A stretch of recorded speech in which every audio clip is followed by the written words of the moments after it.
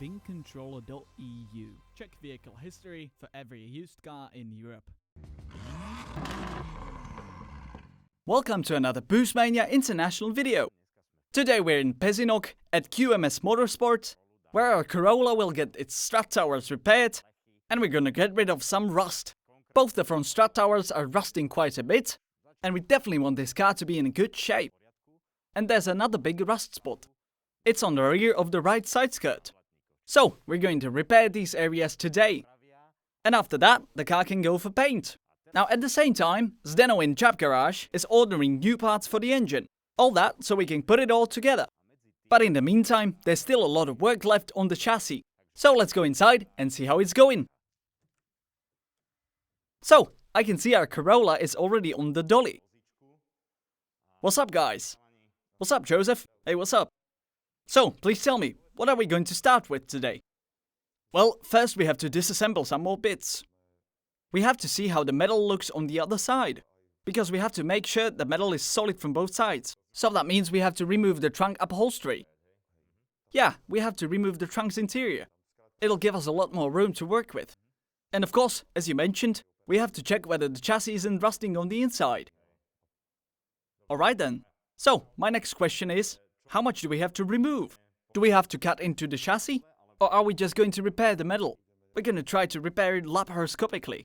Oh, laparoscopically. Well, I'm looking forward to that. So, let's start.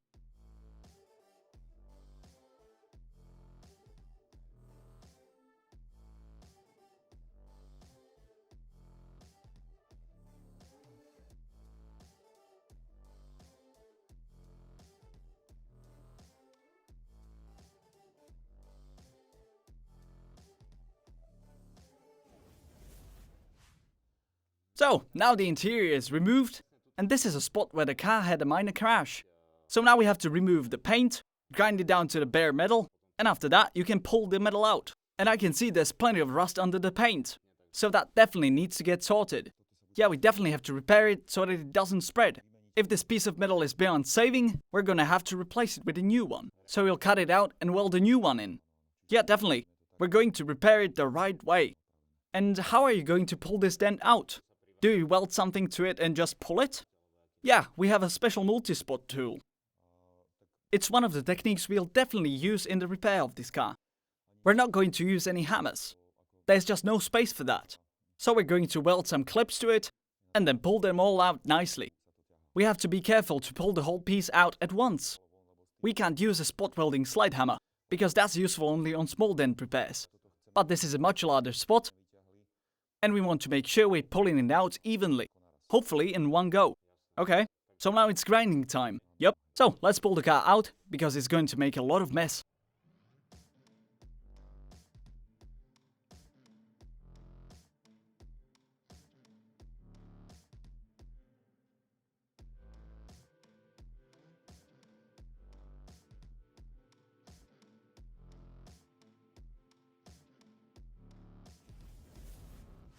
Now that we ground the paint down, we found out there's not too much metal to work with.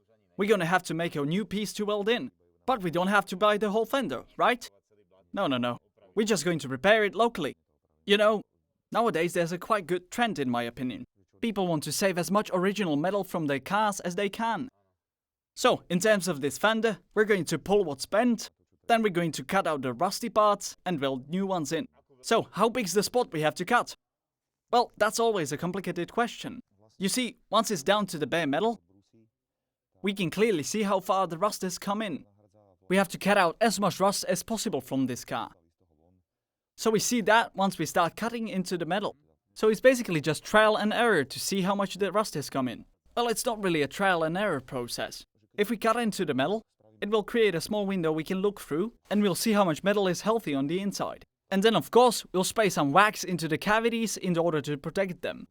But all that's usually done after the paint. That's because the wax is oily and it can interfere with the paint process. So we need to come back after paint for that. So our next step is to create a new piece of metal to put in there, right? Well, first I'll try to pull it out. And after it's all pulled out, then we can cut into the chassis. So we're going to be pulling it out now? Sure. This piece is not really rusty, so we can pull it out without doing anything else first. So firstly, we're going to pull this out, and then we'll, sadly, have to cut into the freshly pulled out part.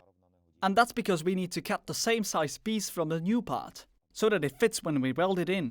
We want to preserve the car's lines with this repair. So this multi-spot welder is a pretty neat tool. It's usually used if you need to pull the metal out and can't reach in with a hammer from the other side. And it's made so that it can weld both to metal and aluminium. This is actually a pretty big rarity when it comes to welding tools like this. Not many can weld both iron and aluminium. And there's actually many use cases for this tool. You can use it to weld some screws, or some pins, and even mounting plates for bodywork. Mostly just detailed work. We usually pull it out when the job is impossible to do with other tools. So, this is one of the cases when we need to use this tool, right? Yeah. We spot weld multiple tabs to the metal. Oh, I see. The spacing between them depends on the part you're preparing. Gotcha. The closer you weld them together, the stronger it can pull. We're going to weld them along the whole dent, and after that, a pulling rod gets inserted through the tabs. Oh, so you just pull it out with the rod? Yeah, exactly. And even though the metal is bent, since the holes in the tabs are elliptical, they slowly start applying pressure, first in the center of the dent, towards the outside part. And once all the tabs are under tension, we know we're pulling the dent out straight. That way, we can always get a perfectly smooth result. So, now the dent should be pulled out. But I can clearly see it's still not perfect. So what's the next step? Well, the worst of the dent is pulled out. So now we're going to focus on the details. As you can see, the dent is now pulled out. But it's not perfect by any stretch of imagination. We managed to pull out all the pushed-in parts, but some other parts of the metal have been pulled out a bit more than we needed them to. So now we have to play with the metal a bit and form it correctly. So now it's time for detail work. Now we need to correct it with spot welds. The metal is now under tension and we need to minimalize it. Once there's a dent in the car and it's been pulled out, the metal has stretched a bit and it's a bit springy. You see? Like this. So now we need to manipulate the shape a bit in order to fully get rid of the tension in the metal. And there's basically two ways of going around this. We can use a normal torch, or we can use the welder again. But to be honest, I don't feel like resetting the whole welder. So we just heat it up. And I always let these metal parts cool down naturally. And now you can see it. There's no more popping. So, by using a bit of heat we can manipulate the shape. And now you can see there is no more surface tension. So now this small part is done. We were last here 2 days ago, so there's a whole day of uncovered work behind me. And you can see that side skirt is almost perfect. And today, we're going to focus on the strut towers. There's already a mark where they need to be cut. But sadly, we managed to find some more rust on the other side skirt. So, this whole side has been leveled as well. And we're going to have to cut a bit out, right? Yep, we definitely need to. So, this is the same problem we're facing on the other side. In the same spot even. So, today we're going to cut it out and form a brand new piece of metal in its place. That's right, Joseph. And let's not forget, we need to do the same on the other side. First we need to repair it on the inside, and then we can weld a new plate to the outside. Great, I'm looking forward to it.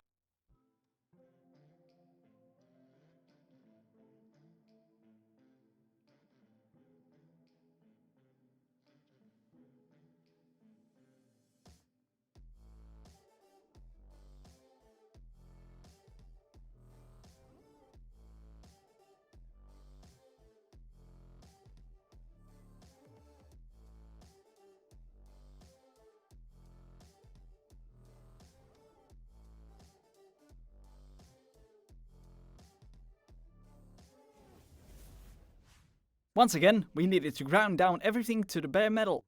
All that to get rid of the corrosion on the inside. It's also very important if you're welding plates to the chassis to make sure you're welding them to clean metal. We're doing everything that's in our powers to remove every little bit of corrosion. Now, in order to make a perfectly sized plate, we cut a template from cardboard. Then we fit it in place, see how well it fits, and then we can make it from metal. Alright. Let's weld it in. And then I'm going to bend it into shape. This plate is going to act like a water drain. From the factory, it was shaped so that the water was staying there. So we're going to weld in an angled plate, so that the water has an easy path out of the car. It's never a good idea to make a drain that's parallel to the ground. Now we're going to modify all the drains on the inside, so that it's easier for the water to get out of there. We don't want the water to be pulling up behind there. That way, you won't need another rust repair job in a year. Well, another day has passed, and our strut towers are mostly finished. They are fully welded and finished in some paint primer, so that the plate doesn't catch further rust. But since the Corolla is a bit more dinged up from each side than we expected, there was a whole lot of small dents that needed to be pulled. But don't worry, every single one of them has been pulled.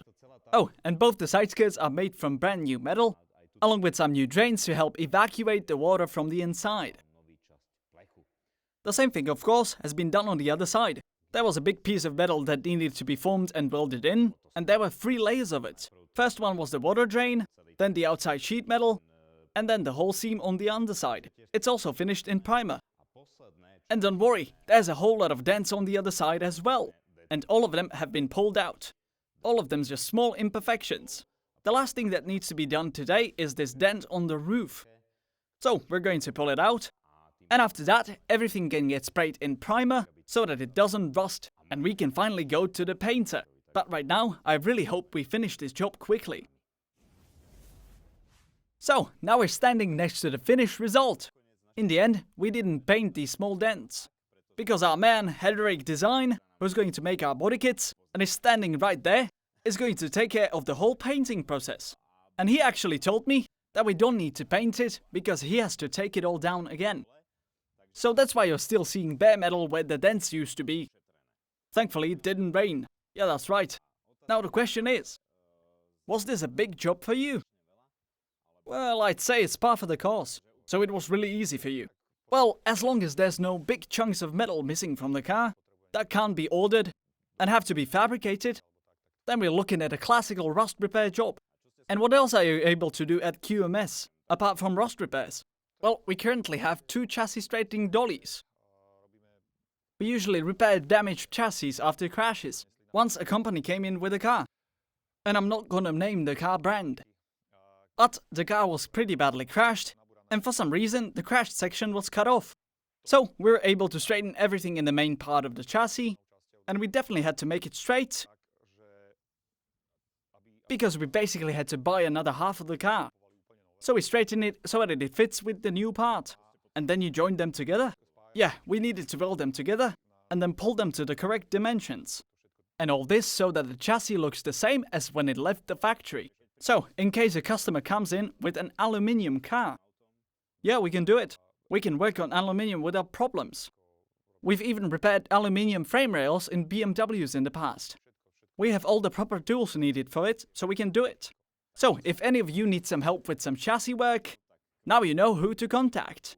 And I'm leaving their link in the description. And now, along with Hedrick, we're going to take this car and put it on a trailer. And it's finally going to get painted. But you'll see all that in the next episode. See you there. This is the best trailer in the world. He should actually rent it. That's no problem. I can sell it to you if you want.